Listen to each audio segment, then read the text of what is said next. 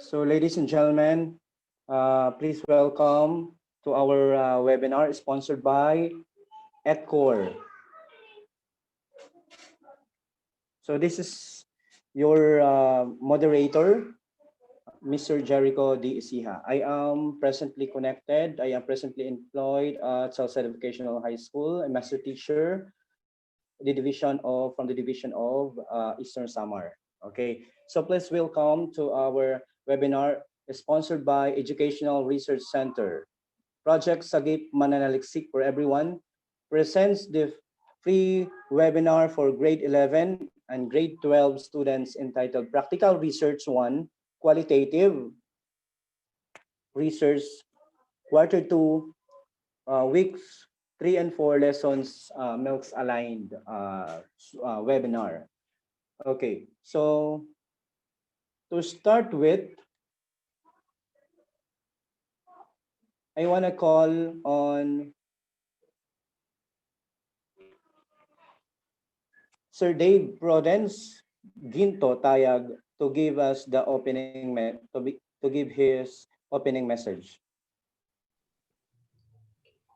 Hello. Sir Dave Prudence Tayag. Hello po. Clear po ba yung audio ko? Ayan. Yes po. Hello, Yes. Sir Jericho. Yes po. Hello po. Okay. My respect to our dear student participants, research consultants, distinguished guests, to the overall chair of the project SAGIP MANANALIKSIK, Dr. Fernando, and to the founder of ETCOR, Dr. Richard Sanchez. Good evening, everyone. Happy New Year. We are truly blessed because we survived the year 2020. With this, I would like to invite everybody to say, I am blessed. Please tell yourself that you are blessed.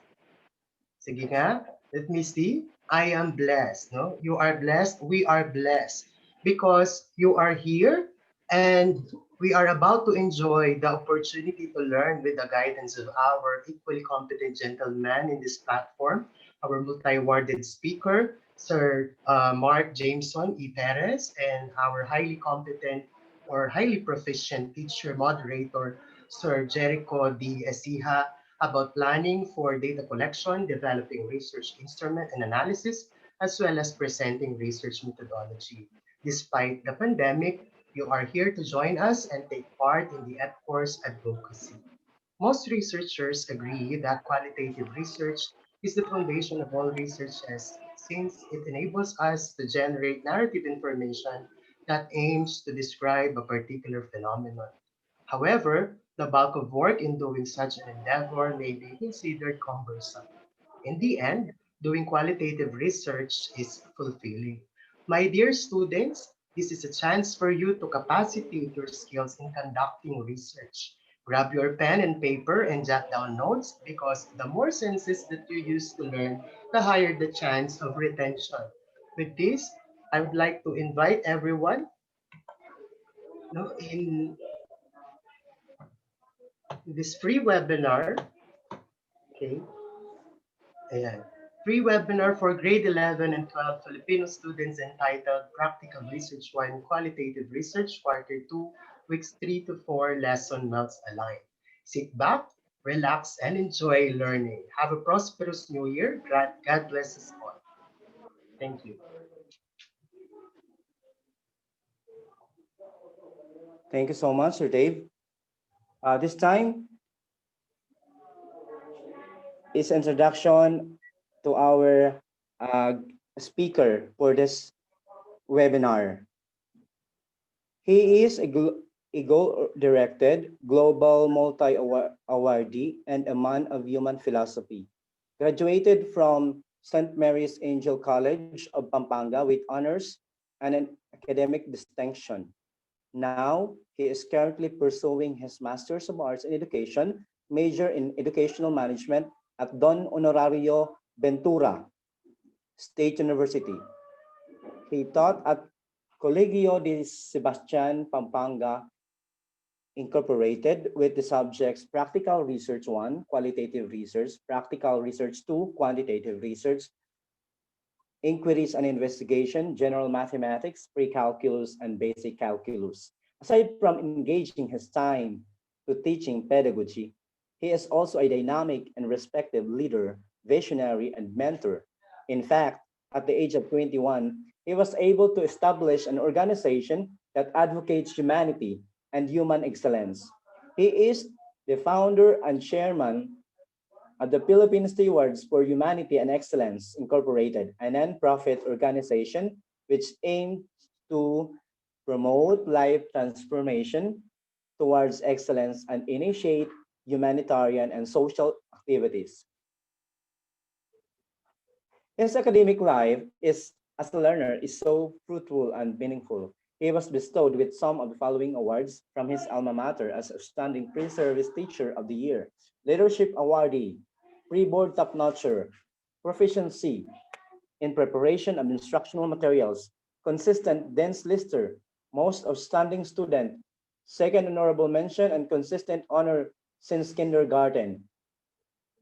Sir Perez is a member of Royal Institute of Educators in Royal Institution, Singapore, and lifetime member of International Society for Teachers, Administrators, and Researchers, embracing the culture of ETCOR Educational Center and leadership in Education Academy at the Philippines.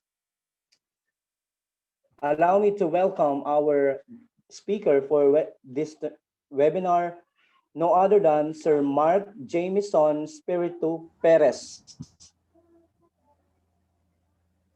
Okay, thank you so much, Sir Jericho, for that introduction.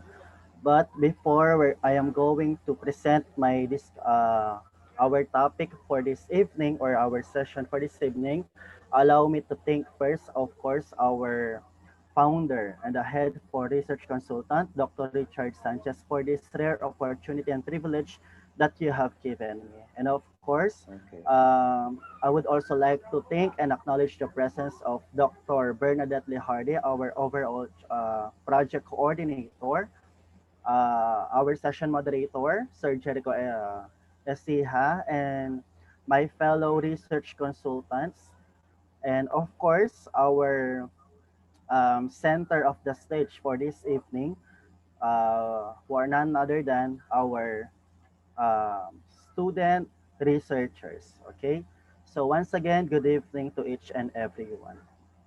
So allow me to share to you my PowerPoint presentation. Okay.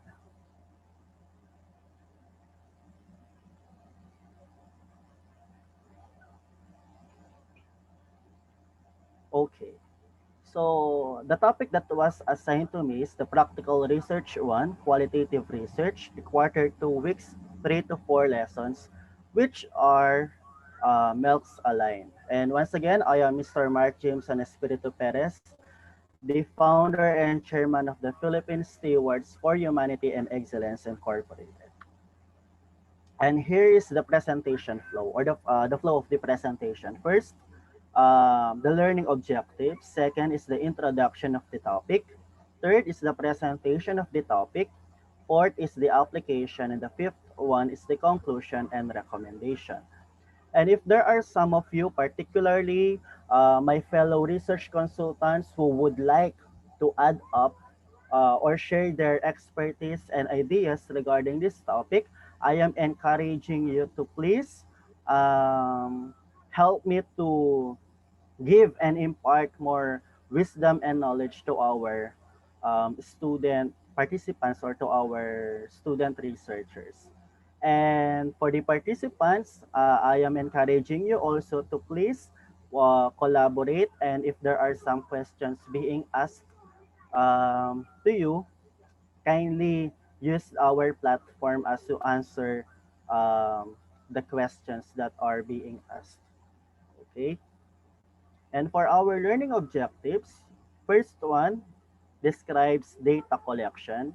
Second, determines data gathering instrument. Third, illustrates a data analysis procedure. And the fourth one, we're going to identify research methodology, particularly in qualitative research study. So let us have first the first topic, which is the data collection.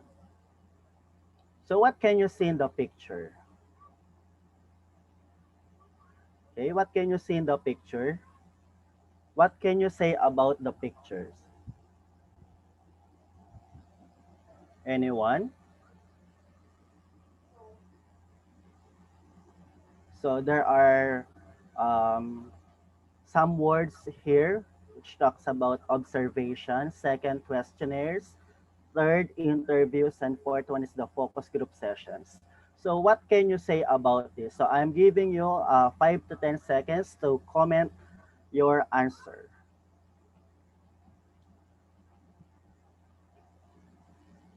Okay. So thank you so much for participating and answering this first question. So according to Sir Randolph Katungal, so research data gathering tools. Thank you so much, sir. And according to Miko Jan Lopez, those are the different methods in data collection. Okay, very good. And according to Waperi Evelyn, good evening po, skills and methods in collecting data. So all of your answers are pretty much correct. So for our first topic, we will be describing or we will be talking more about the tools that we are using in collecting data, particularly in conducting qualitative research, because there is a big difference in the way of collecting data for quantitative research and for the qualitative research. But this session or at this moment of time, we will be more focused of the qualitative data collection techniques or tools. So first one, as you can see, there is a picture of a man who is observing using his telescope. Second one, a picture of the man distributing papers, which represents the questionnaires. And the third one, it shows there is a communication uh, among the two, okay, which refers also to the act of interviewing. And the last pictures is all about the focus group sessions or discussions wherein there is an exchange of ideas from one another. Okay, let us now discuss what is a data collection. So from the word itself, when we say data collection, just simply means that you are collecting data. But the concrete meaning of data collection is it is a systematic process of collecting data and measuring information on the variables of interest. I would like to give emphasis on the word systematic process. So in conducting a research, you cannot simply start from the at the end because you are following a systematic process. So just like in collecting of data, you have to make sure that you are following strictly the process of doing it. Okay, and what you are collecting then, you are also aside from collecting information, you are also measuring the variables of interest which are being derived from the samples of the study. So I would like also to give much emphasis on the words that we are using in terms of the population or samples of the study. When we say participants of the study, we are referring to the qualitative research study. Okay? We call them participants if your study is qualitative. We call them respondents if your study is for quantitative. And we call them key informants if your study is mixed method. Okay? So take note of those um, terminologies that we are using in research. Again, when we say data collection, it is the systematic process of collecting data based from the answers are from the information given by the samples or from your participants. We also have what we call, okay, the gathered data sought to answer to the stated research questions. Okay, I want you to give more emphasis also in dealing with uh, gathering of data wherein it must be your questions, okay, your research questions that you have stated must be answered. Okay, and later on, I am going to discuss to you if how is the proper way of conducting interview or some other tools in collecting of data. Test hypothesis, so this is for quantitative research, and evaluate outcomes. Okay, so that is for data collection. So let us move forward to the primary data collection techniques. So the first one, we have the interview. Second, we have the participant observation. Third, we have the focus group interview. We also have the observational evaluation, the biography or autography or autobiography, and of course, the questionnaire. So we will be discussing them one by one. Okay, interview. I know that most of you are aware of this, what we call interview.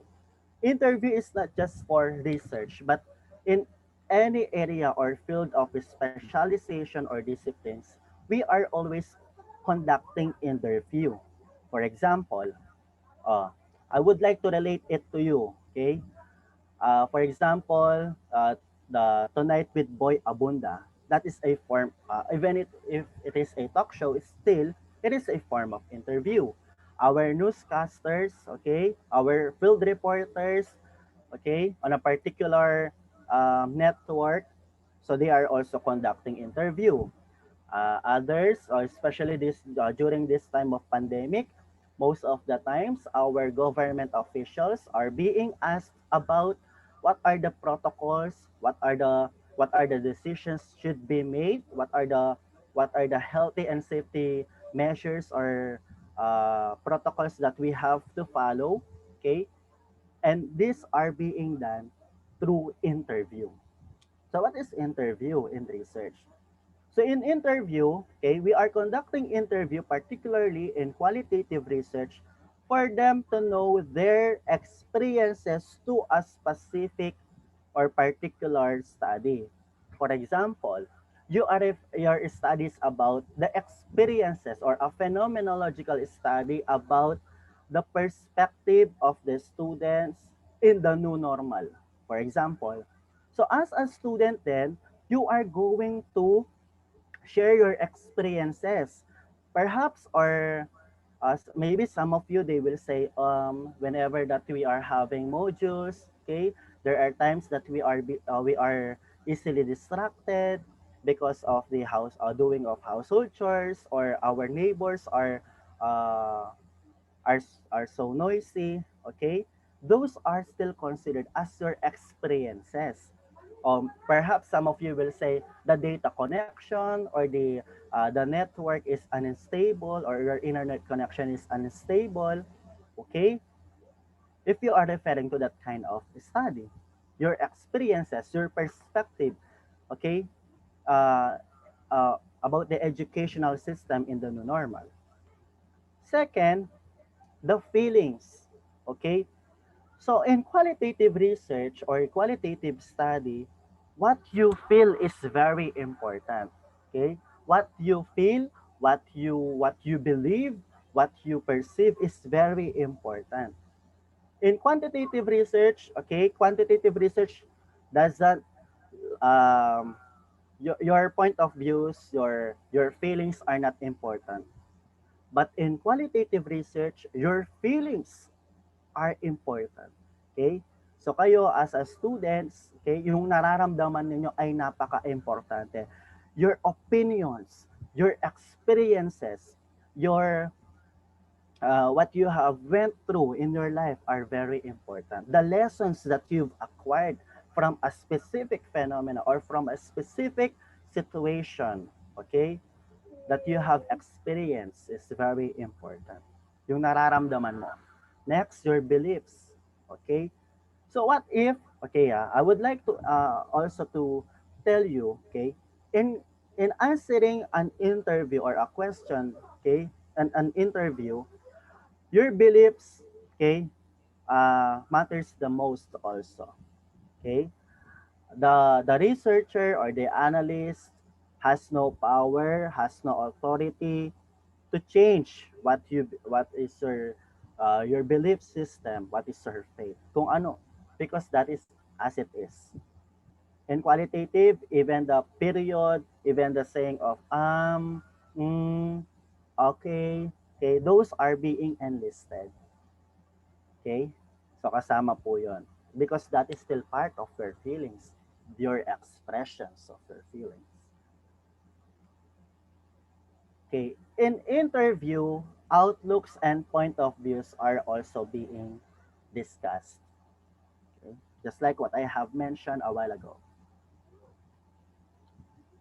Another, through interview, there is also what we call the informal conversations. So I know that most of us are aware of the recent scenarios or crime scenarios that are happening in our in our country. So one of these, okay, recently, one of the hottest and latest news that we have heard is about the flight attendant, okay? And all of us are giving our opinions about or the point of views about this recent case or crime. So there are some who are giving already their judgment. There are some also who are defending, okay, the persons of interest. And we can consider that as informal conversations, okay? As long as there is no accurate, okay, this is just an example, as long as there is no accurate and final um, investigation regarding that crime scene, still we can consider that as informal conversations because we're just giving our opinions regarding that crime. Did you get me? Same as in conducting interview, okay, with a specific to a specific research study, okay, there is also what we call the informal interviews. And later on, I am going to discuss also the different types of or kinds of interview. Open-ended or the rhetorical one. So when we say open-ended, you are free to give your point of views and it is not merely answerable by yes or no. Okay? Interviews or in-depth uh, discussions. Okay? And we also have what we call the one-time interviews. In qualitative research study, later on, I am also going to tell you if what is the ideal numbers of participants that you may have to interview for qualitative type of study. So we have the one-time interviews, the multiple interviews with the same participants, and the multiple interviews with various participants. Take note of this. We are usually using the word smart in conducting a research study. And parts and parcel of this is the having a specific, measurable, attainable, okay, relevant, and time bound. Take note of those words. The time bound. There are times that your participants is not available this given time. This is the challenge that I would like to tell you. This is the challenge. For example, you are going to interview 5 or 6 participants. If you're going to do the individual interview, each of them will be given an ample or executive time, or you're going to set a specific time for you to have the conversation about your study. That is one-to-one or one-on-one interview. We also have what we call the focus group discussion, wherein all of your participants are with you and discussing and collaborating about your research study. But the challenge in the focus group discussion is that you have to make sure that on that specific date and time, all of your participants are free of their time. Okay? Both of the kinds of interview has their what we call challenges. Okay, one-to-one interview, all of them will be given a specific time. You're gonna set a specific time, then interview them one by one.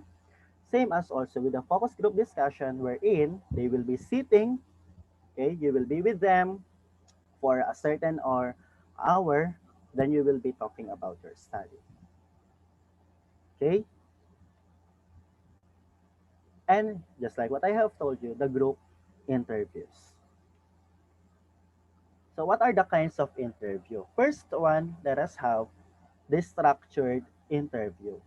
What is a structured interview? So from the word itself, structured interview, these are the questions that are being prepared and asked by the researcher. So for example, as a researcher, as a researcher, you will be conducting the interview with your questions already, with your constructed questions already. That is structured interview. Meron ka na kagad na mga naka-prepare at nakahandang mga questions na itatanong mo na lang sa iyong participant. Okay? That is a structured interview. For example, what is your point of view about the leadership of the President of the Philippines? Okay? How's your experience, or another example, how's your experience about the implementation of the different learning modalities in the educational system here in the Philippines. Okay, those questions are already prepared and asked by you as the researcher. Okay, next one. During the course of the interview, the researcher codes the responses, meaning to say, while uh, your participant is answering, you are already jotting down notes or you are coding the responses. And later on, I am going to share with you the tips to remember when you are conducting an interview. Okay? If we have structured interview, of course, we also have what we call the unstructured interview. So when we say unstructured interview, the questions are open-ended questions which the interviewee or research participants answers freely. So these questions are open-ended, or they are not simply answerable by yes or no. So in structured interview, the more um, in-depth understanding and knowledge that will be discussed. Okay? Mas malalim siya because this is not just simply answerable by yes or no, but most of the times it is we are using the question how and why, or how why. Okay? How and why. Okay? And you are free to answer. Okay? And you should not filter, okay, what your participant have told you or have answered. That is for unstructured interview. And last one, we also have the semi-structured interview. It is the use of both closed and open-ended questions. In semi-structured interview, you are bringing with you your prepared and already constructed questions or questionnaires with, okay, the application of the open-ended questions. So in other words, these open-ended questions are somehow, um, we call them as the, what do we call this? Supplemental o kaya yung mga follow-up questions natin na tinatawag. Okay? Are you still with us? Okay. And as of this moment, I am seeing some students and participants who are jotting down notes. Okay. Let us move forward. Okay. Face-to-face interview. So during the face-to-face interview, these are the tips that you have to remember. First, audio recorded. So here in the Philippines, we have what we call the Data Privacy Act and the Anti-Red Taping Act. Before you are going to apply, okay, or before you are going to record your conversation, make sure that you will be informing the participant about it, or else it is subject to or violation to the Data Privacy Act and the Anti-Red Taping Act. So make sure that you will give your participant a consent, or you'll be informing him or her that your conversation or that your interview is audio recorded. So what is the advantage of doing this audio recording? First thing foremost, if there are some words or places that you can't easily jot down, okay, by listening to the audio recorded one, so maaari mo siyang balikan at maisulat. Okay, you're just simply listening to it, listen to it, and then you can now jot down. Another, the written text. Don't forget that when you are conducting the interview, there you are, just like what I have told you, you are jotting down notes or the written text. Be dynamic and communicative. So the art of communication skills is very important in conducting a face-to-face interview. Okay, make sure that your participants are not are not getting bored of your conversation, and aside from that, straightforward. And you have to limit yourself to the questions that should be only asked.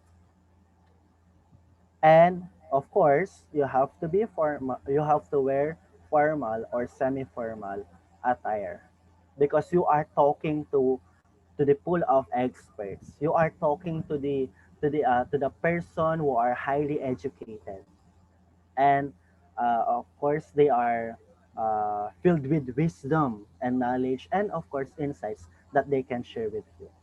Now, since we are not applying the face-to-face interview, how are we going to do the interview? So I know that most of us.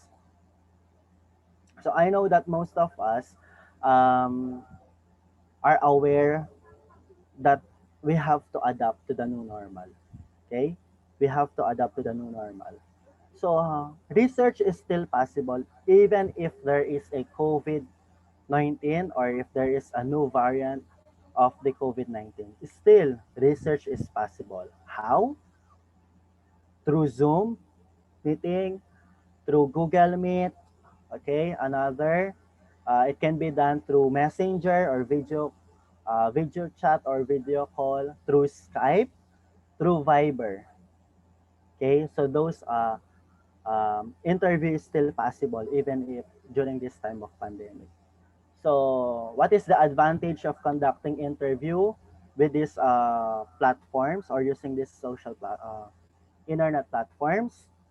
The advantage of this is that first thing foremost, you don't need to go, okay, and have your meeting place or talk in this place sa bahay lang. But what is the disadvantage of this? One of the disadvantages is that you have to make sure that you have a strong internet connection or the data connection. Okay? Their time is very important. Take note of that. The time of the participant and of course the time of the researcher is very important. So make sure that every single second is being utilized meaningfully. Don't forget that. Okay? Next, we have the participant observation. Okay, when we say participant observation, the researcher immerses himself or herself in the natural setting of the research participant. Okay, meaning to say, as a researcher, you will be with your participants so that you can able to understand their feelings, their emotions, their perspectives, and even their verbal and nonverbal behaviors or actions. So what they are doing, of course, you will also be doing. Their activities is also your activities. That is what we call participant observation. You will be with them. So I know that if you are already grade 12 students who are having this working immersion, okay, let us just relate it. So when you say working immersion, okay, some institutions are they are calling it as the on the job training, okay, meaning to say you are now practicing, okay, uh, your specialization. In the participant observation, you are there. You are with your participants, okay, and you are observing their behaviors. And take note of this: your participants are aware that you are a researcher, and they are also aware that they are participants. Okay, focus group interview. So I have mentioned this already a while ago. And the ideal numbers of participants for the focus group interview is 6 to 8 persons. Okay, 6 to 8 persons participate in the interview. But last December 16, 2020, wherein I am also the research speaker, Sir Randolph had also informed us or shared with us that according to Creswell, it is possible that we can have only one participant. Okay? And I am encouraging you, especially those who have not watched it already, I am encouraging you to watch that um, webinar that is about also quantitative research study. So going back here in the focus group interview, the ideal numbers of participants are 6 to 8 persons, wherein they will be asked with the same questions. So what is the advantage of this one? One of the advantages is that there is okay a critical and sensitive issues which can be more freely discussed. So they can share their opinions, they can share their insights. They are free, okay, to collaborate and to brainstorm, okay, regarding a certain research study. So for example, what is the effectiveness of or for example the effectiveness or the students perspective or perceptions um, in the new normal, for example. Okay? So sila niyan, lahat na niyan, so in our picture, for example, they are five. So they will be, they are free of giving their insights regarding that research study. Okay? Next, we also have the observational evaluation. So if in the participant observation, the researcher is part of the or immerses himself or herself in the study, in the observational evaluation, the researcher is just simply observing the behavior, the feelings, the verbal and the non-verbal attributes or behaviors of the participants. And mostly, he or she observes and records. For example, the behavior. Okay? So that is for observational evaluation. Under observation lang. Okay, next we have also the biography and the autobiography. So, what is the relevance of using biography and autobiography as a data collection tool or technique? So, biography and autobiography can offer a rich source of data or evidence to our, especially if you are referring to a specific person. Okay? And this can be used to enlighten and shed light to answer the research questions. Most of the times, biography and autobiography are being used for social sciences type of research study. Okay? Pwede rin naman sa case study and phenomenological research study. It depends. Depende. Even in mixed method, this can be used. When we say mixed method, it is the combination of the qualitative study and the quantitative research study. Okay? And according to Creswell 2003, there are 4 basic types of data collection. First is through observation. Okay? When we say observations, of course, your 5 senses are being applied. Okay?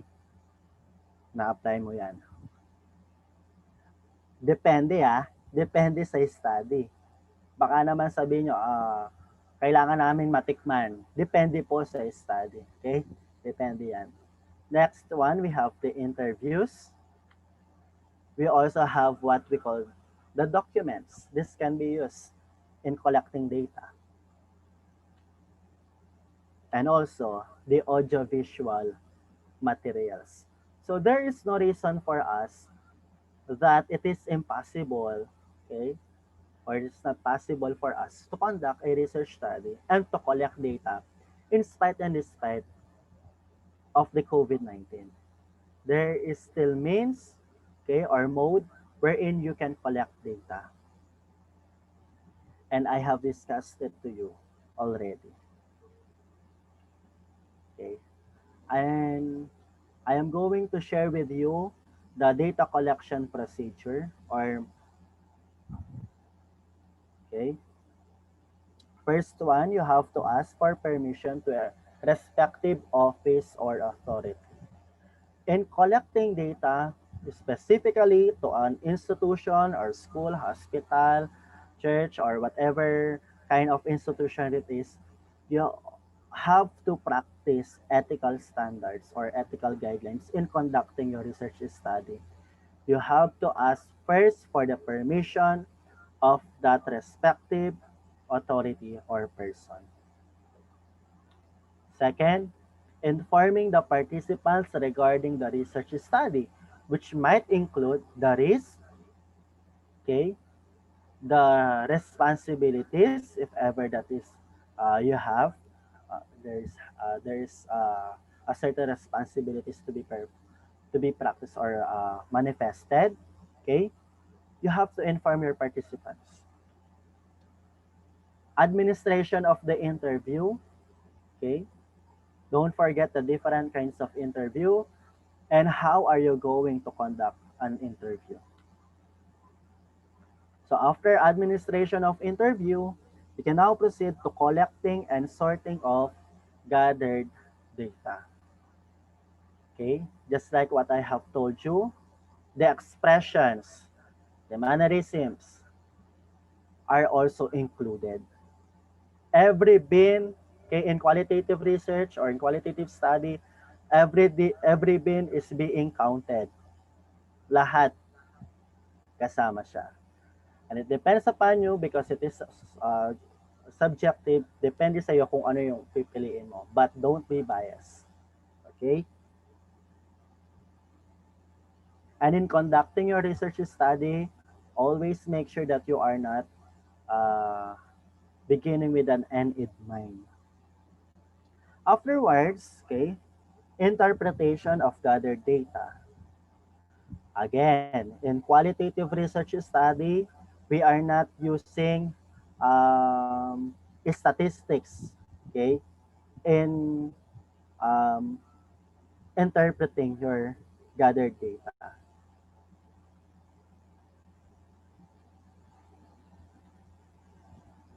Presentation of data using Teams. Later on, I'm going to share, to give you an example of Teams. And of course, you can now proceed to your conclusion and recommendation. Okay, so that is for the data collection. Okay, let us now have the data analysis. Okay, when we say data,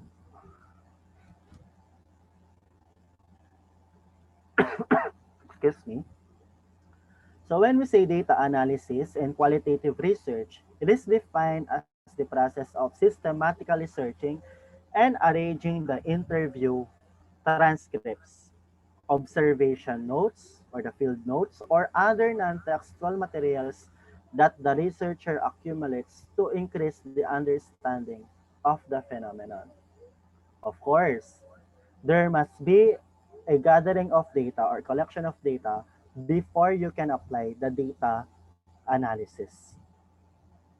Okay? Well, of course, ano ang i-interpret mo if you did not gather data?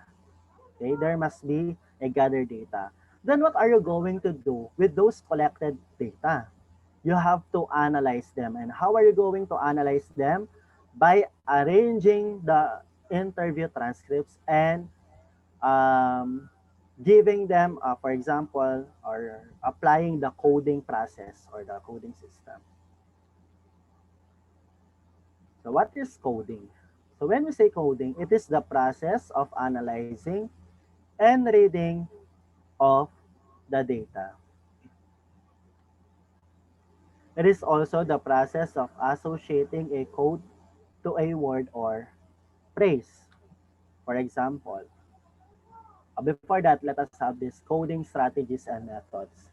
So coding, sorting, synthesizing, and theorizing. So this is from Saldana 2013. So in the coding process, okay, first cycle coding methods, there are times that you are attributing coding, descriptive coding, emotion coding. For example of emotion coding, the feelings of your participant, evaluation coding, in vivo coding, magnitude coding, narrative coding, process coding, values coding, and team in data.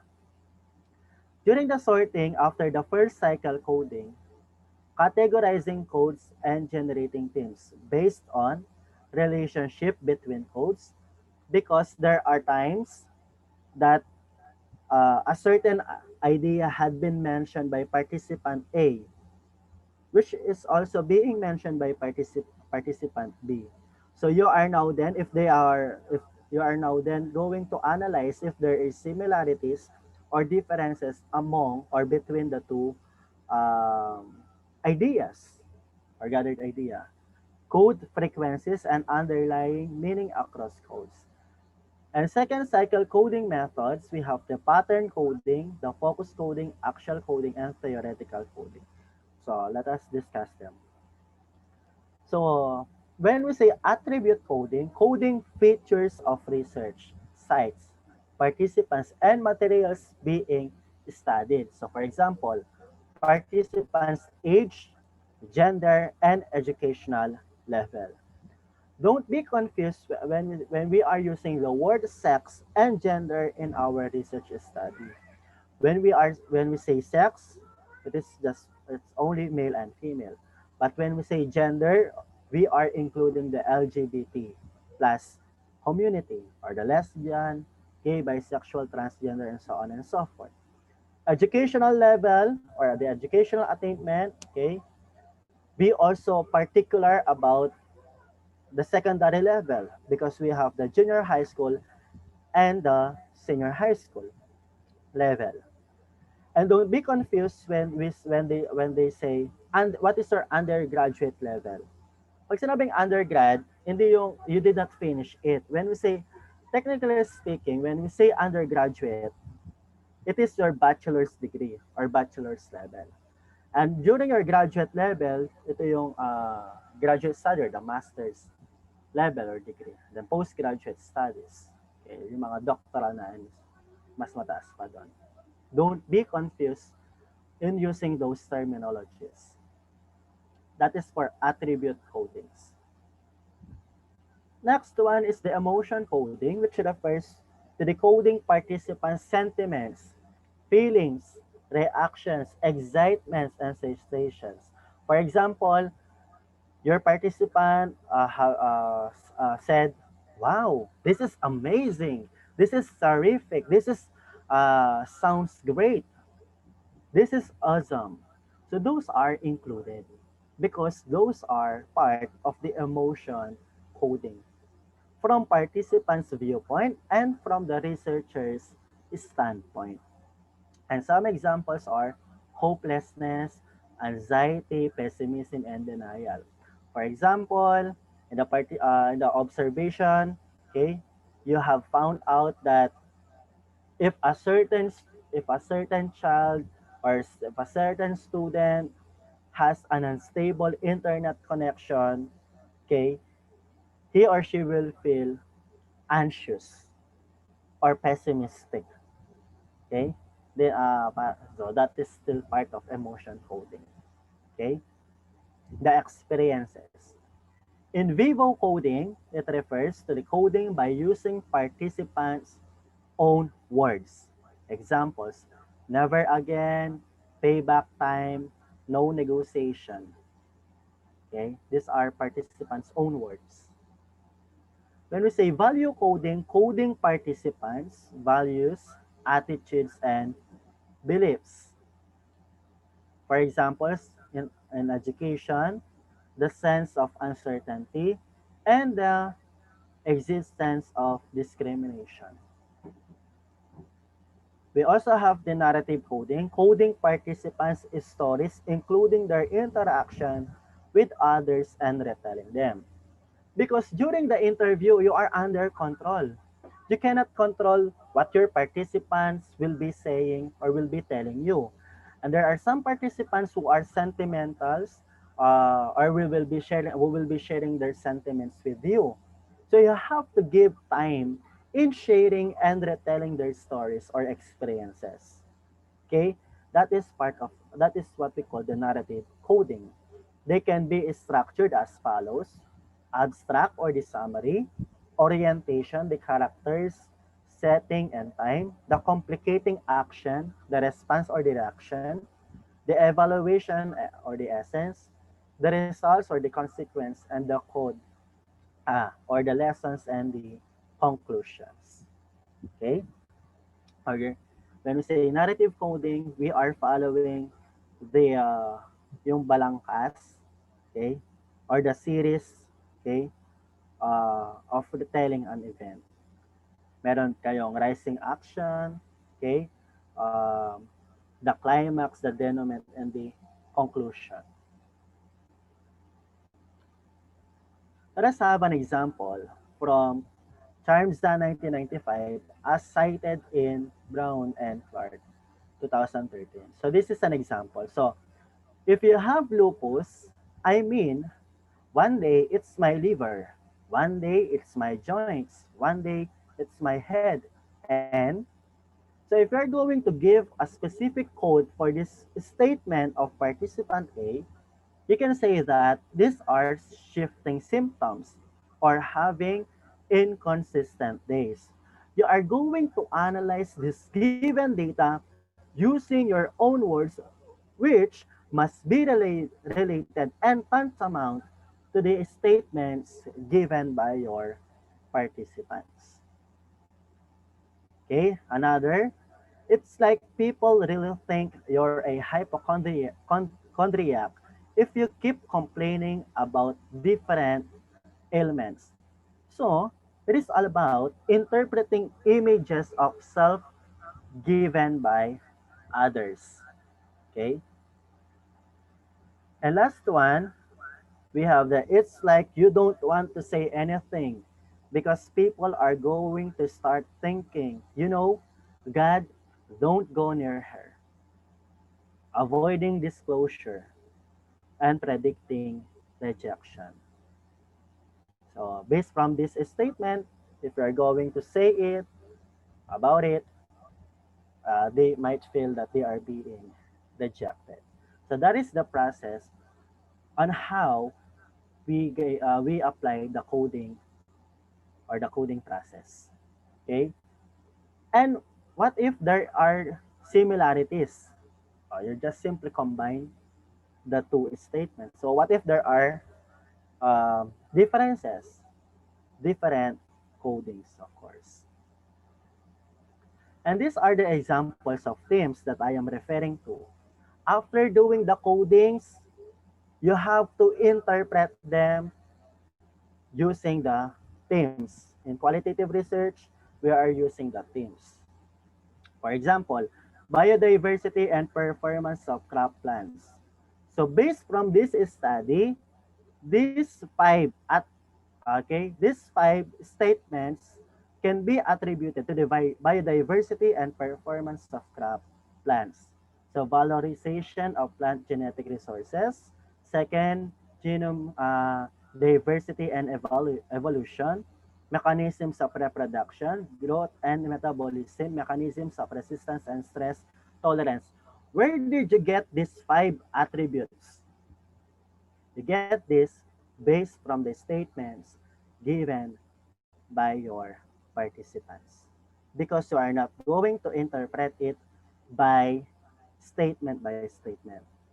You have to use the coding process, or you have to simplify, or in layman's term, you are giving a specific title to that statement. Parang ganun siya. Kumbaga sa balita, you're giving it headline. Kumbaga. Okay? And another, we have technology and innovation and so on and so forth. Okay, based from this theme or figure, they are interrelated with one another. Okay, so that is for coding. What about for recursive abstraction? So when we say recursive abstraction, in this kind of analysis, data sets are summarized without the use of coding. So when we say abstraction, synthesizing, summarizing, okay, without the use of coding. And the end result is a more compact summary without the preceding steps of distillation. When we say distillation, parang yun nga, sinasummarize mo siya until maging one statement siya. And usually, in coding, okay, 2 or 3 words are enough or ideal. And hanggang 2 or 3. Minsan nga, isa lang ang ginagamit nila. But in the recursive abstraction, you will just simply summarize the statements given by your participants. Content or disclosure analysis. In this kind of analysis, it is usually the counting of words or phrases within the given data. Content analysis is frequently used in sociology to explore relationships such as change in perceptions over time. So when we say content or disclosure analysis, you are analyzing the statements word by word and phrases by phrases, which will lead to a summary or the abstraction of those statements. Okay, and data analysis procedure. First, you have to organize and prepare the data for analysis. Second, you have read through all the data. Third, begin detailed analysis with coding process. Generate a description as well as categories or themes. This is the summary of what I have discussed regarding about the data analysis. So decide how the description and themes will be represented. So your art of constructing figures and themes is very important. Okay. And there are times if you have a successful research study, the highest form is that it will become a theory. It will build to you will able to build a theory which will be one of the basis, okay, of the curriculum. Possible yon. Halimbawa, yung mga uh, yung Bloom's taxonomy, ayan, di ba? So, see to it that your themes is properly represented. And there are some researchers, when they are using themes, there is a significant or there is a meaning behind it. For example, the use of colors, the use of shapes, or the use of figures. Make an interpretation of data lessons, meanings, and suggestions. And this is according to Creswell, 1998. Okay. Are you still with me? If you are still with me, kindly click the clap reaction. Sige nga, tignan ko nga if you are still with me. Especially the student participants. Pakipindot nga po yung clap reaction. Okay, they are still with us. Okay. So let us move forward. So, malapit na po tayong matapos. Next one is the data analysis according to research design or research methodology. In qualitative research study, we have what we call the grounded theory.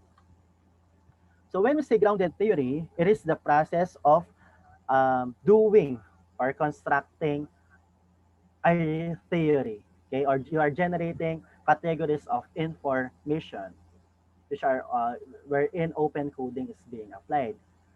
And you are also selecting one of the categories and positioning within a theoretical method or actual coding. And most of the times, grounded theory is being used for social type of studies. Okay. Explicating a story from the interconnection of these categories or the selective coding. Pag sinabi nating selective coding, choosing what is necessary. Because as a researcher, okay, you have the a privilege, take note of that word, you have the privilege to choose, kumbaga. But make sure that you are not biased. Okay? Meron kang to select the bin, kumbaga. May pagpipilian ka. Case study and ethnographic research, it involves a detailed description of the setting or individuals followed by the analysis of the data for themes and issues. So I know that we are already aware of the word case study. When we say case study, there's a specific respondents or participants in a certain place wherein you will be observing their behaviors, okay? And there are times that based from the problems that they are encountering or experiencing, you will be introducing an intervention. And usually ganyan yung ginagawa, especially the social workers, they are conducting case study type of research. And the other one is the phenomenological research or phenomenological research study. It uses the analysis of significance statements, generalization of meaning units, and development of an essence description. So when we say phenomenological research, it refers to the experiences of the participants. So most of the times in qualitative type of research study, they are utilizing the phenomenological research design. Okay? Yan yung ginagamit nila usually ng mga nag-a-apply ng qualitative research study. Okay? And of course, the narrative research, it employs retelling of the experiences and stories of the participants. Just like what I have mentioned a while ago, you are following the proper sequence of events. Okay? And that's all for the quarter 2, weeks 3 to 4 lessons, MELCs-aligned. Now, for the application, I know that there are times that it is quite difficult for you to conduct or to collect data, especially nowadays. But I have mentioned already the different tools, techniques that you can use since face-to-face interview is not that possible, especially for you as a student researchers, because we are always considering the healthy and safe, our health and our safety.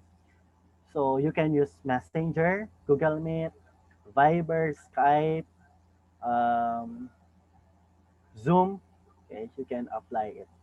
And don't forget that when you are analyzing the data, you have to be particular of the statements given by your participants. Okay? Okay. So that's all for now. Sir Jericho,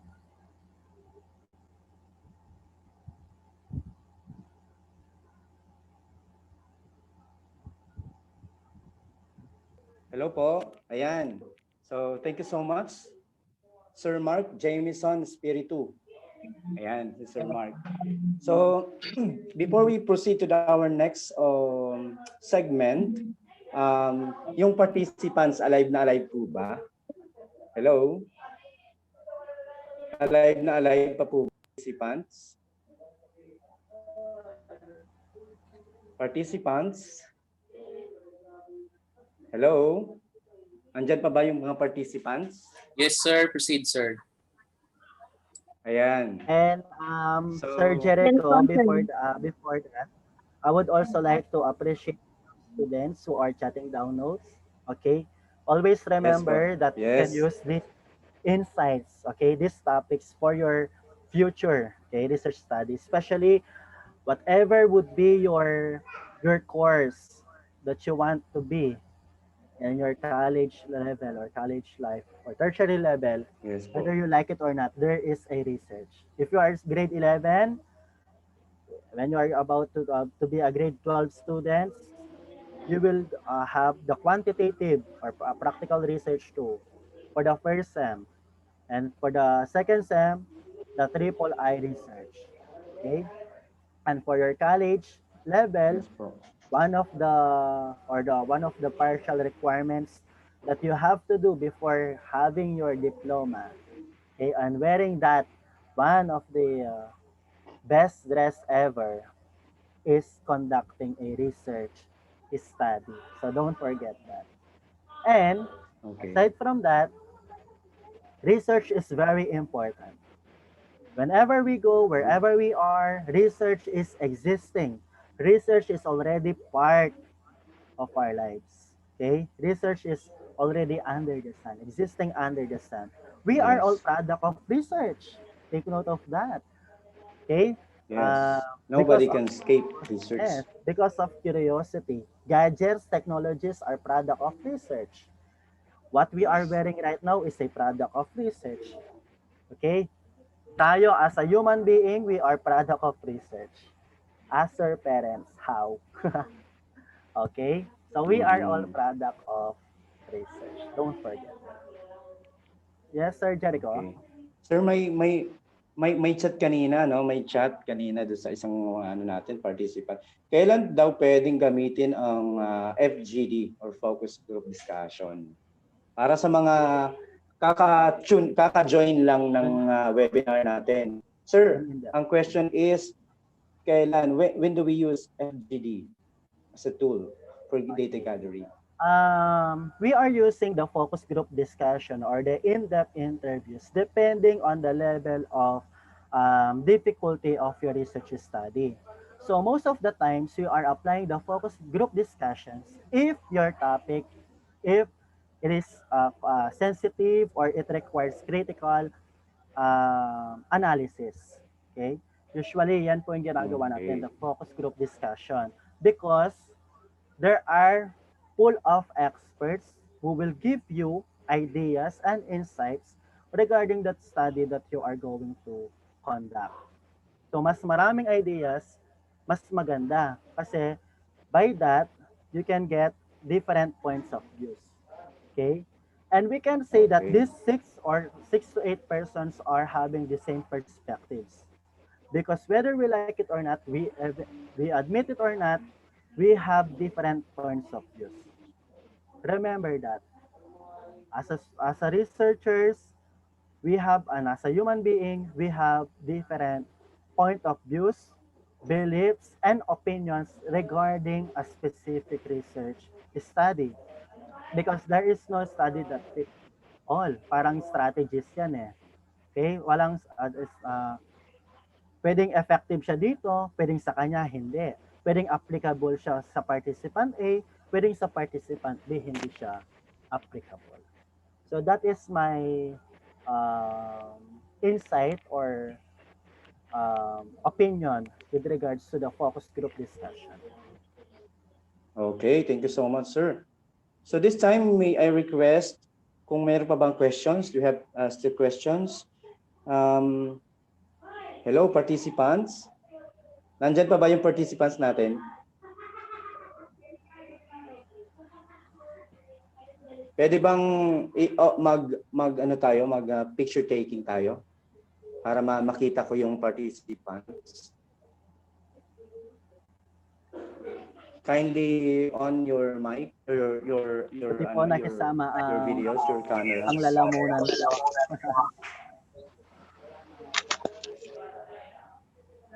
For documentation. So much. Sir Alvin. Sir Alvin, good evening. Okay. Hello po. Mame des, Doc des. Hi, sir. Hello, Sir Alvin. Do you have my question ba, Sir Alvin? Wala naman po. Wala naman. Okay. Hindi ko makita, sir, yung mga pictures. Nag-video. Okay. Sige pa. Proceed po tayo sa ating next part. The next part of our webinar is awarding of certificate. Okay, embracing the culture of research, educational center, certificate of recognition to Sir Mark Jameson Spiritu for his invaluable time and expertise as the webinar speaker entitled Practical Research to Qualitative Research Lessons MELCs-aligned, held on January 6, 2020 under the advocacy of Project SAGIP MANANALIKSIK for Everyone. ETCOR Educational Research Center, Dr. Richard Sanchez, LPT, PhD, head of the research or the consultant of embracing the culture of research. Certificate of recognition to Sir Mark Jameson Spiritu. Thank you so much, Sir Mark. Thank you also to the entire ETCOR family and to my fellow research consultants for supporting this webinar. Of course, we are doing this for our student researchers. Yes. Thank you also. Okay, yes. Tama po. And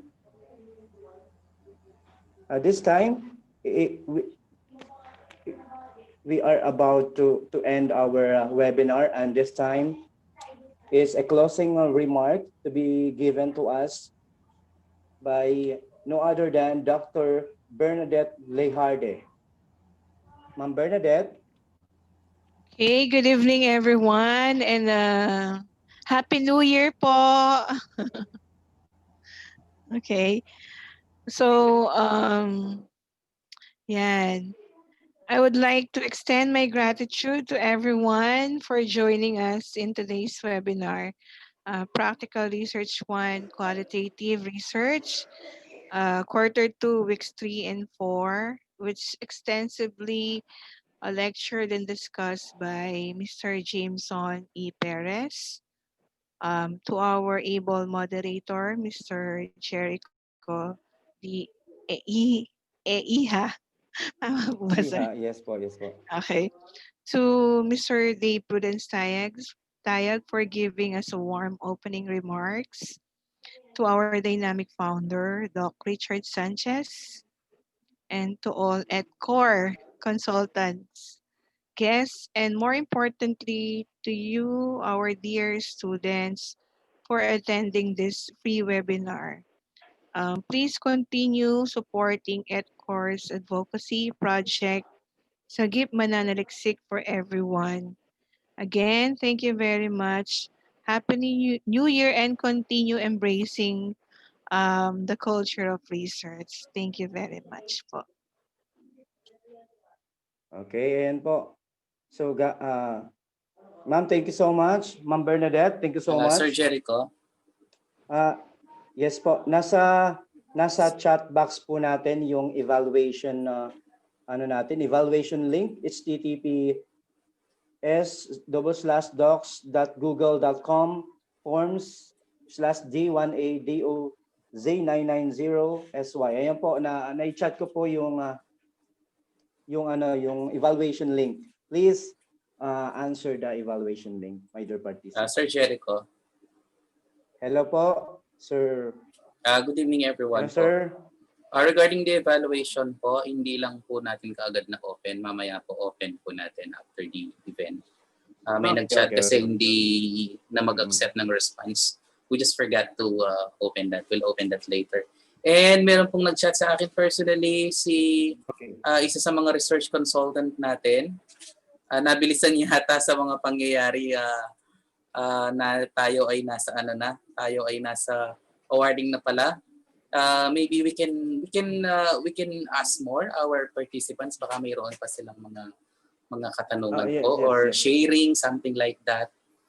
Sige po. Thank you po. Yes po. Yes po. Baka meron pong merong mga insights o yan po, sharing po tayo sa ideas po natin regarding po sa natapos na webinar. Ayan. Sir Alvin. Not necessarily po questions. Maybe they can also share some insights to strengthen, to support the discussion of our speaker. Okay, yes po. Yes. From our participants, we have here participants, 19 participants. Si Sir Randolph. Sir Randolph, baka may sharing ka. Ayan.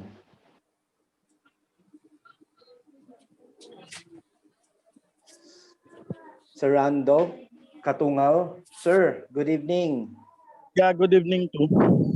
Kunin ko lang headset. Wait lang po. Yes, good. Hindi malakas naman sir kahit wala kang headset.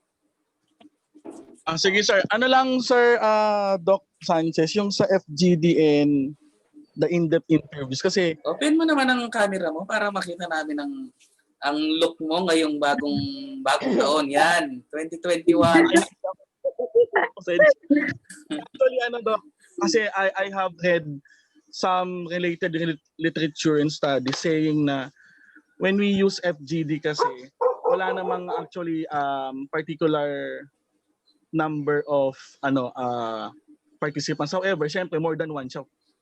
Totoo naman more than one siya. There are RL saying na you may use for the minimum number of participants is 4.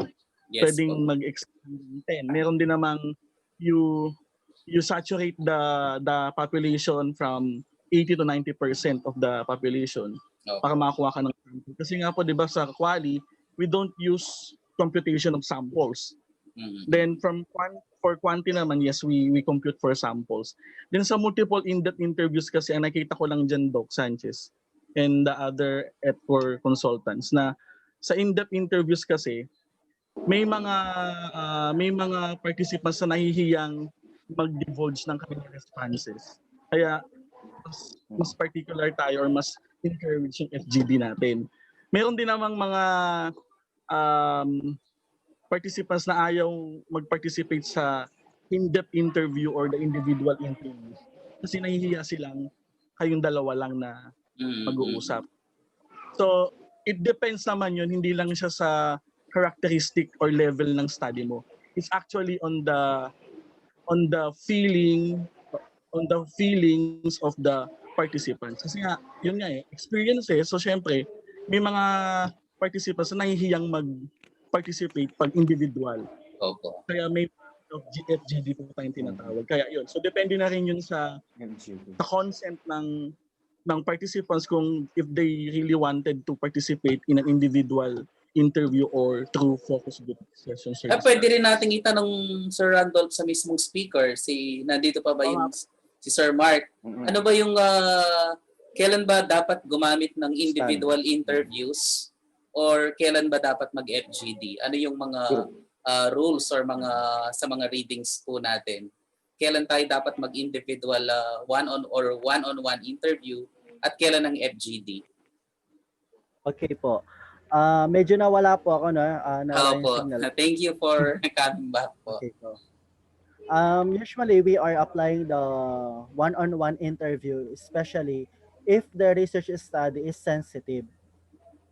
Medyo sensitive yung study na kinokondak. Halimbawa, kung kinakailangan na personal, for example, LGBT community, example lang po. Halimbawa, you are going to ask ano yung mga factors, ano yung mga dahilan or mga bagay na naka-apekto, bakit maging ganyan yung naging sitwasyon niya ngayon. So, if I am the researcher, of course, much better if I am going to apply the one-on-one interview because my research study is very sensitive. But if the research study is not that sensitive, parang hindi siya ganun ka, although there is, what we call this, hindi siya ganun kabigat, kumbaga, wherein it can be talked freely, it can be discussed freely, mas maganda if focus group discussion ang ginagamit. But kagaya nga ng sinabi ni Sir Randolph kanina, we have to also consider the feelings and the point of views of the participants. Depende pa rin naman yan. First, depende sa level ng study mo, kung sensitive ba siya or hindi. Second, depende kung anong klaseng participant meron ka. Kung ang participant mo ay conservative, kung ang participant mo ay expressive, okay? Depende kasi for me as a researcher, of course, you are going to make sure that your participants, okay, na talagang matututo ka at may makukuha ka, tama? Hindi ka basta-basta kukuha ng mga participants ng study mo na wala kang mapapala. So, these are some of the factors or these are some of the things that we have to consider in choosing or in determining if what kind of interview na dapat gawin natin. Kung one-to-one ba or FGD or focus group discussion. Opo. Okay. Diba, akin lang Sir Mark and Dr. Sanchez and other ETCOR consultants. We all ang pinaka-primary kasi na consideration natin is actually the consent of the participants, not the level of our studies. Kasi kahit gano'ng kababaw, kataas yung level of studies natin, kung ipipilit natin FGD sa kanila na hindi naman nila gusto, so magpe-fail pa rin tayo sa study natin. So we always actually consider their consents or their self-assents. Okay. Opo. Yun po, Doc. Kagaya po ng nabanggit ko kanina, much better na, yun nga, depende pa rin dun sa behavior at anong klaseng ugali talaga meron ang participant. So nakadepende kung mag one-on-one interview ka or mag-FGD ka, depende Kasi, sa Doc, gusto ng participant. Opo. Ganun ba yun? Siyempre, opo, Doc. Kasi halimbawa, kung medyo conservative, medyo gusto ng participant mo, parang private. Of course, there is an internal arrangement. There is an agreement between the two. You as the you as the researcher, and of course as the participant. Okay? So meron kayong agreement kung ano ba mas prefer niya. Kagaya po ako, there is one PhD candidate, tinanong po niya ako kung anong klaseng type of interview ang gagawin. Dahil medyo sensitive ang topic na or ang study niya. So, nag-suggest siya sa akin. Sinabi niya kung ano yung mga possibilities, ano yung mga advantages, disadvantages. In-inform niya ako, kagaya nung nabanggit ko sa inyo kanina, na ito yung mga possible na mangyari kung FGD or one-on-one interview. So, ang napili ko yung one-on-one interview kasi with that, mas mape-preserve yung confidentiality just in case man na may mabanggit ako na medyo personal siya sa akin. So, yun nga, depende po. Okay. Depende sa research study, depende pa rin sa participant. At very important po ang ethical guidelines and ethical considerations in conducting research. The confidentiality. If your study is so sensitive, student researchers, make sure to maintain the confidentiality of what you have talked about.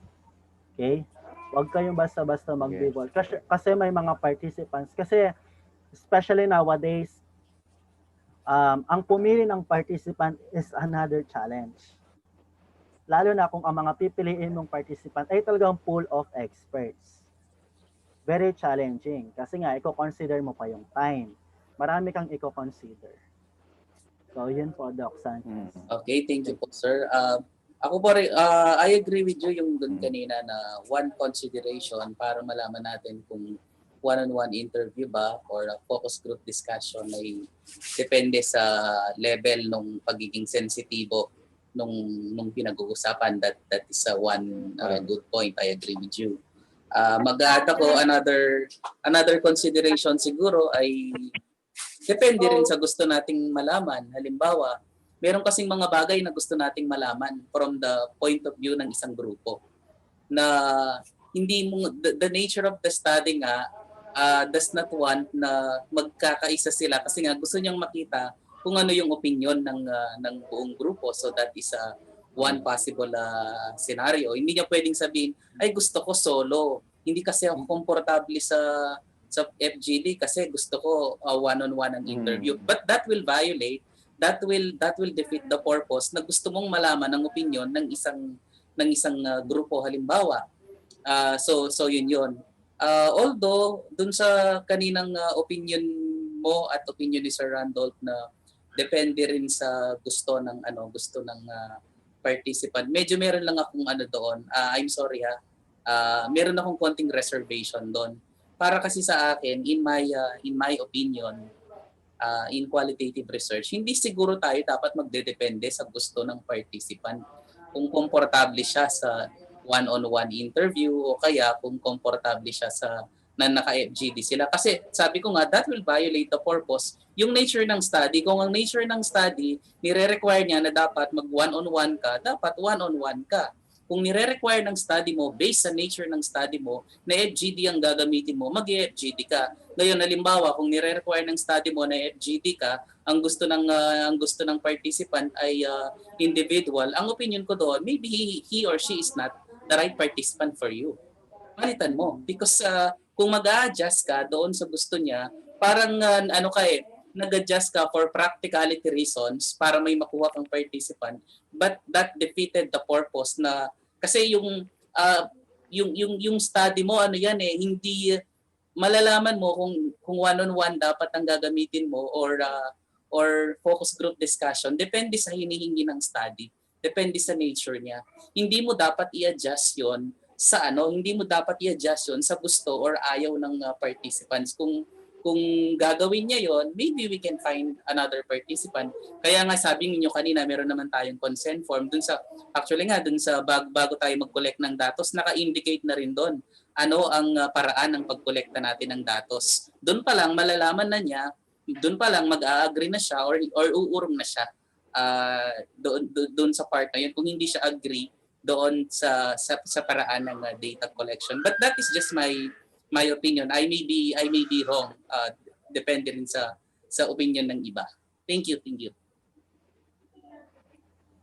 Yes. Merong comment from Din Amihan. Yes. Pwede, but main consideration is the appropriateness of the method. Based on purpose, this is declared as part of the proposal. No actual conduct of study yet. Yeah, tama rin yun si Hello Din Din Amihan, tama rin yun. Din Halimbawa kung Amihan. inaprubahan Good ng evening. panel members mo kasi pinropose mo. 'Di ba sa proposal pa lang ng isang study, ini-indicate mo na doon how are you going to collect the data. Correct. Kung sinabi mo doon that I'm gonna collect the data using one-on-one face-to-face interview and the panelists approve that. Ngayon, pagdating mo ba ng data collection because one participant does not agree or is not amenable doon sa paraan ng data collection mo, will you change that? So I think I agree with also with the Doc Amihan na nasa appropriateness ng method dun sa purpose niya, dun sa nature mismo ng isang study. Correct. Kasi nag-pre-oral naman, di ba, sir? Opo. Meron namang naganap na pre-oral. Oo, tama. Sir, may ibabahagi lang din ako. Sir, okay lang? Ay, sige po, yes po. Kahit konti lang, ano lang. Kasi sir, katatapos lang po ng dissertation ko. Nag-defense po ako sa aking dissertation recently. So ang naging experience ko is mas gumanda mas gumanda ang ko sir mas gumanda yung study ko nung mag-individual ako. Sino nagsasalita? FGD, actually FGD po yung hello. Nahanap ko din kung sino po yun. Po, sino nagsasalita? Hindi Moderator. Sige, si Sir Moderator. Nandito po. Hello, nandito po ako. Hello. Sir, ang ano ko talaga, data gathering tool is FGD kasi po yung ang data gathering technique mo ay FGD, yes. And other operating. Yung ano ko sir is FGD, opo. Yun po yung ng panel nung mag-defense ako. Yun ang inaprobahan ng panel. Sa kasagsagan ng data gathering, yun po yung inaprobahan ng panel. Sa kasagsagan ng aking defense, mas nangibabaw yung individual kasi nga po sensitive yung topic ko about sa pera. Gumanda yung lalo. Bakit hindi po lumitaw yun ng proposal? And ano po yung sinabi ng panelists nyo? Because the panelists approved the FGD, but you conducted a one-on-one face-to-face interview. Nag-ano ako ng one-on-one, sinubukan ko yung one-on-one kasi one time hindi available yung bookkeeper, no? Pero yun nga, binalikan ko siya pero mas naging maganda nung time na mag-individual interview ako. Nag-interview ako sa teacher, nag-interview ako sa principal at nag-interview din ako sa pagbalik ko the other time, pagbalik ko is na-interview ko din yung bookkeeper. Mas gumanda yung mga sagot nila. Nakita ko na mayroon talagang problema kung susuriin. So yun po, nakita ko na there are times na maganda yung individual sa FGD. Si Doc Amihan nagtatas yata ng kamay. Opo. Ay po, merong dito. Merong chat si Amihan. Sometimes pag FGD nakaka-help din po to justify your result of your result in interview. Tama po. Si Din Amihan, sir. Nakaka-help nagtatas ang yata FGD. ng kamay. Hi sir, permission to speak po? Apo. Sir. Yeah, okay po ba yung audio? Yes Pasensya po, na, okay hindi po. ako naka-headset. Yeah, very nice discussions and although may mga points po talaga and I think I would always insist na yung main consideration is yung planning natin kasi meron talaga siyang may dahilan kung bakit natin gagawin yung FGD at may dahilan kung bakit gagawin natin si individual interview. However, let us not forget that in general, we are dealing with qualitative research. And the main strength siguro, isa sa main strength ng qualitative is that it's not that rigid. And that would include also its methodology. Unlike in quanti, you really have to stick with what you have declared. Comparing it with quali, there's some degree of flexibility. And then perhaps that's the reason why that even though you design your qualitative research, declaring already your design, your method, and so on, and even if it's being approved already in the panel, there may be during the course, instances, nag-adjust, no, yeah, sir? yes, and it's allowed, and that's the nature of quali. We should not be confined to particular and specific and very rigid na rules, especially that iba ang dinadala natin. However, hindi rin pwede talaga na ang main consideration it's because it's the preference of our Participants. with other reasons, perhaps with regards to feasibility, with regards to lumabas, yun pala yung best way. It's because sa course ng interview, much better pala to, and so on. And then I think hindi siya ganun kalaking issue dapat. So that's just my idea pa. Okay, thank you so much, sir. Ang ganda ng sharing ni Doc Amihan na kasi yun nga yung sinasabi nga natin kanina. Alin yung kasing sample ni Sir Jericho, no? The panel approved na mag-FGD siya. Pero nung kinoconduct niya yung study ay nagkaroon siya ng individual or one-on-one face-to-face interview. Ang concern kasi natin doon, number one, alam ba ng panelist na gagawin niya yon? At pagdating ng final defense, paano niyang i-justify yon? Sabi nga ni Dean Amihan, napakaganda ng sharing niya. Hindi ganun ka-rigid sa qualitative research. Unlike sa quanti na kapag pinlano mo, ganito siya, dapat hindi ka lalabas doon, nakabox ka. Sa quali, meron tayong tinatawag na flexibility, meron tayong leniency. Tama yung ganon. Kaya nga siguro, nasa paraan mo na lang ng justification yon pagdating ng final defense. Kasi magtataka yung panel members mo bakit ganito yung inaprobahan ko, pero ganito yung nangyari. So nasa paraan ng ano yon. Paraan ng justification yung nasa leniency. Although, siguro wag lang namang tingnan sobra ng iba. Baka naman abusuhin yung tinatawag nilang leniency. Baka, kahit po inaprobahan nyo, quali ito. Hindi rin. Kasi ano pa yung purpose naman ng ng defense kung proposal, kung pagdating ng conduct ng study ay magbabago siya totally. So, yun po. And if I may add also po, Sir Jericho. Yes, hello po. Yes. Sir, this is very interesting. Yes po. This is very interesting topic po, no? And most of us are sharing our ideas and opinions and perspectives. Kagaya po sa mga classroom, so we are all teachers, di ba po? Mayroon tayong kasabihan na walang estratehiya na ito lang dapat. Kumbaga, depende pa rin po siya. Halimbawa, depende sa method na gagamitin mo. Ayan. So, maganda po yung sabi ni Din Amihan kanina na lahat po ng mga ideas natin, ayun nga, taken into consideration. So, ayun po, no? But if, my opinion, okay, mas maganda po talaga na una, iisipin mo talagang maigi. Kumbaga meron ka ng idea na ano ba, one-on-one ba interview ang gagawin ko? FGD ba? Or along the journey or data collection ba? May possible din ba na mangyari ito? Possible ba na maganap ang ganito?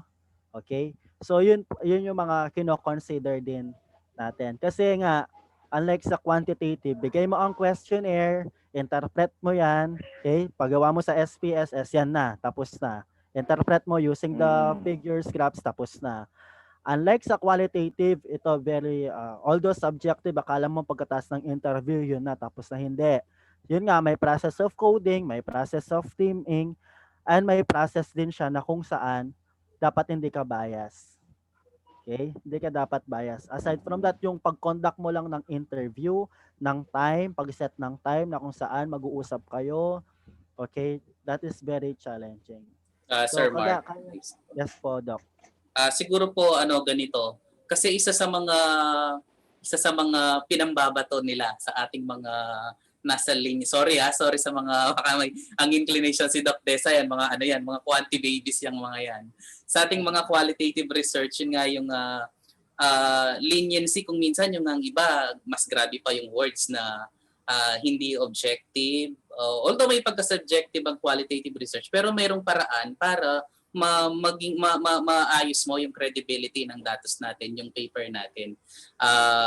Yung leniency na binabanggit kanina ni Dean Amihan, tama yon, pero yun nga lang, let us try to go back also to the discussion of Sir Mark Jameson kanina na it is a systematic process pa rin. Kung systematic process ang qualitative research, kung katulad ng quantitative research, ang qualitative research ay mayroong sistema, then we also have to follow the system. Kasi kung masyado naman nating aabusuhin yung tinatawag nilang leniency, na ay sa quali, basta depende yan sa nagre-research kung ano gusto niyang gawin, kung ano ma-feel niya na tamang gawin, then medyo na napupuna tayo doon tayo sa qualitative research. Kaya nga, kahit na qualitative research siya, paano natin masusubukan na mapatibay na ito ang mga datos na nakuha natin, na tama ang pagkakaunawa natin, ang analysis natin, na tama ang proseso natin. And that will always go back sa kahalagahan ng naaprubahan ng defense natin. Kasi yung, di ba during proposal defense, pinipresent mo yung introduction part at saka yung method. Dinidiscuss mo doon ano yung mga steps na gagawin mo. And then kung yung palang mga steps na yon na hindi mo gagawin sa dulo, okay sana kung hindi mo nagawa yon because nag-adjust ka sa hinihingi ng panahon halimbawa. Pero kung ginawa mo lang yon because of that leniency, then nawawala tayo, talagang napupuna tayo. Kaya napakahalaga rin na, yes, it's qualitative research, but we really have to go back to the discussion of Sir Mark na it's a systematic process pa rin. Okay po, thank you po. Meron po yatang may gustong magtanong sa chat box, sorry po. Si Ma'am... Ay, sir, may tanong po ako. Ma'am Sayla May? Opa. Kaela po, sir. Kaela po, sige po. Sir, yun po si research namin. Ano po siya, maselan po siya, about po siya sa mga previous na nakulong po. Yung mga killer, something like that po, yung na-approve po ng din namin. So, hihingi po Saan ang sana school po advice kayo? Saan ang school po? Sa Pampanga po. Saan po sa Pampanga? High school? Pampanga High School, PHS. Opo. Okay po, sige po. Sige, continue po. So, yung ano po sana, maghihingi po sana ako ng strategy or advice on how we can talk to the respondents po namin. On how you can collect Kasi data given na ganun kasela ng topic. Kasi po yung pong iba na kilala po ng mga classmates ko po, ano po, marami po silang mga suggest kaso hindi po namin lahat ma-approve kasi po may given date po kami na dapat matapos po agad. Sige po. Refer po kita sa ating speaker kay Sir Mark. Sir Mark, napakaselan ng topic nila tungkol sa mga nakapatay. Nakakulong ba kasalukuyan or nakalaya na? Nakalaya na po. Nakalaya na. So mga nakalaya na. Paano daw sila magko-kolekta ng data kung ganun anong mga tips mo? Kailangan mag-ingat sa sasabihin ko, baka ako'y makulong. Okay. So first thing foremost, kung wala na sila based sa sinabi mo, wala na sila sa kulungan, in some point, much better. Kasi bakit? Hindi ka na mag-take risk na pupunta ka pa ng kulungan kasi nga hindi naman din natin masabi, we're not judgmental, and aside from that, we are thinking about your safety. Diba? Lalo na kung mga students kayo. Kasi very sensitive nga yung pag-conduct ng study ninyo. Pero kung nakalaya na sila, tapos sabi ko nga kailangan ko mag-ingat, baka makulong ako sa sasabihin ko.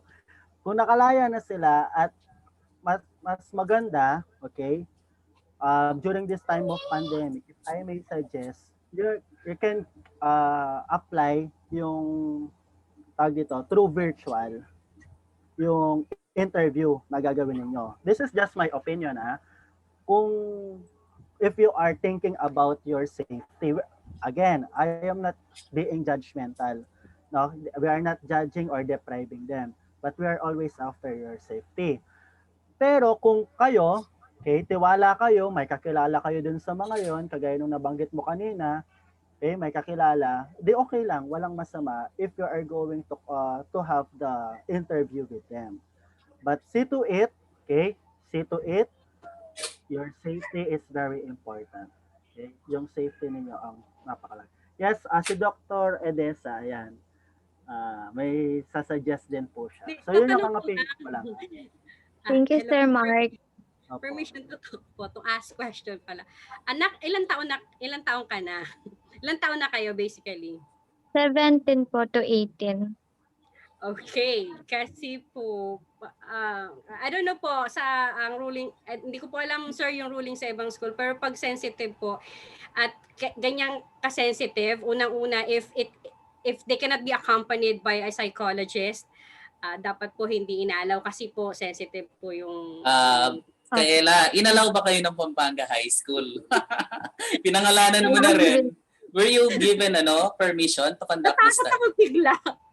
Hindi po, Ako sir. rin, Doc. Parang inano pa lang po siya.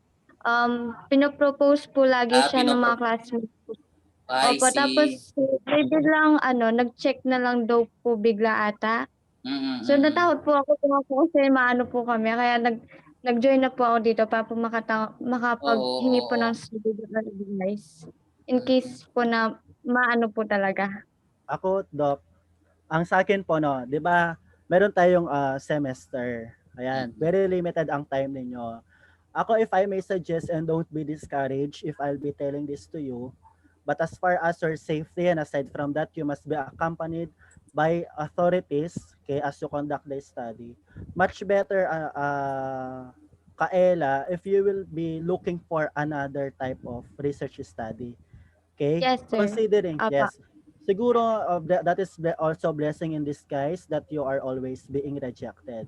Always remember that no means next opportunity. Rejection is not a rejection but is a redirection. Kagaya sa akin po, no, may mga students ako noon, gusto nila yung kale plant, dahil STEM sila, gusto nila mag-conduct ng study about kale plant na kung saan gagamitin siya sa mga may dengue. Okay? Mga may dengue.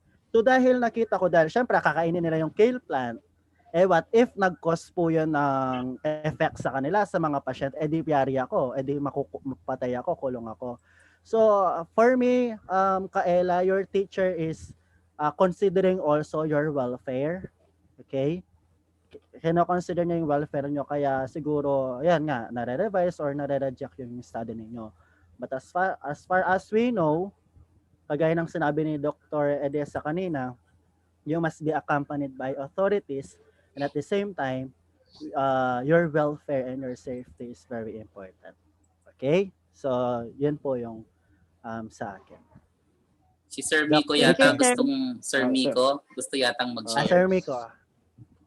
Sir Miko, good evening. Hello po, good evening everyone. Good evening po. Good evening po.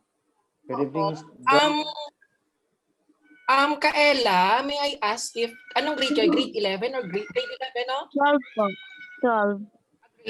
Oo. Kasi I'm teaching practical research for 3 years, and sa mga teachers po kasi, if we read the general descriptions po kasi ng teaching practical research, dapat po ang mga study nila is naka-align lang po sa level ng isang senior high school student. So if i-analyze ko po yung study nila about sa mga nakalaya na may mga case, siguro for me that is too very sensitive, and parang lumagpas tayo sa level ng capacity ng isang senior high school student.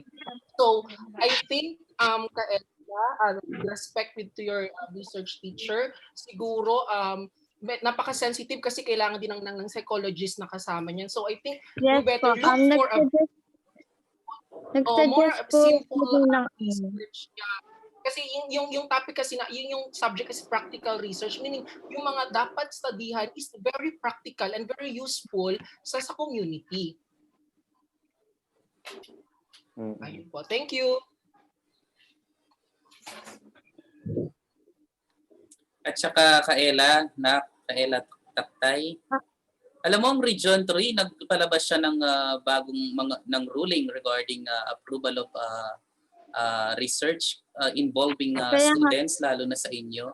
Kaya I don't think, kami kasing mga teacher ninyo, hindi naman sa pinipigilan namin kayo na maging, tama yan, malayo ang imagination ninyo, marami kayong gustong gawin.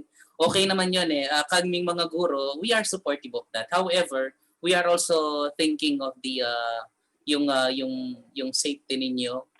plus yung anyway, mga bata pa lang naman kayo, senior high school. Tama rin yung sinabi ni Sir Miko na you think of research na pang senior high. We're not saying na na nililimitahan namin kayo. Gusto po naming malaman yung kwento po ng mga bagong nakalaya, ano kaya yung pakiramdam nila, ano yung kwento nila. Good naman 'yon. Walang Yes, we are not against that.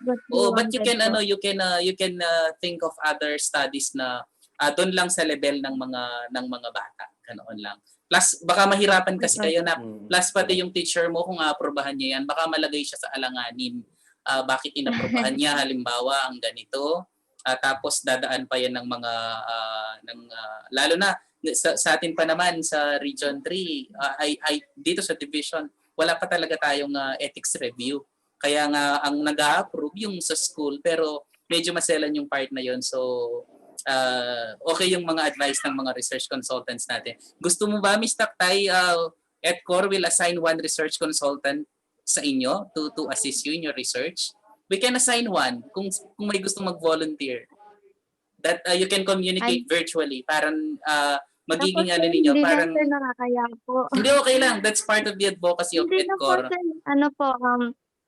tsaka po hindi po din alam ng mga iba pong classmates ko na nag-join po ako dito kasi baka sabihin po nila pabibo po ako. Ay, Gusto ko hindi, lang po okay lang yan. Hindi, ganito. Once na naisipan nyo Sir, that natatakot you ako would po. like help from us, nandito lang naman ang mga kasama natin sa ETCOR to assist you para matulungan talaga kayo. No? In case magbago yung isip mo. At saka hindi naman pabibo yun. Ang very good nga yan, nagpa-participate ka. At least ang dami mong nalaman based sa discussion kanina. Okay po? Sige po. Sir Jericho? Thank you po sa lahat ng mga sumagot. Ayan po, according to Sir Randolph, depende pa rin po yan sa skills ng teacher kaya nasasabi na nililimitahan. Apo. Meron pa po bang dagdag, mga additional input po? Hello? Ako po, wala na. Si Doc Ay, wala Tess. na. Nag-overtime. Ano na tayo, no? One last lang on po. Ayan po. yes. Short, very short lang po to. I think the main idea when you do research is, and since research is actually a systematic process, lagi natin sinasabi, wag nating i-adjust ang ring para ma-attain natin ang goal. It is always like that. We can always do some adjustment, but when it comes to meeting our goals, like kung sinasabi sa mga estudyante nyo, wag nyo ilalapit yung ring para lang makashoot kayo. Okay? Ang gawin nyo, yung strategy nyo, i-adjust nyo para ma-meet nyo yung goal. Be it qualitative or quantitative, that is always the case. Because nga, usually before you do a study, be it qualitative or quantitative, it is going to go through the rigorous process of planning. Kasi if not, chaotic ang magiging research nyo kahit yan ay quality or quantitative. Ayan. Thank you po. Napakaganda ng analogy ni Doc.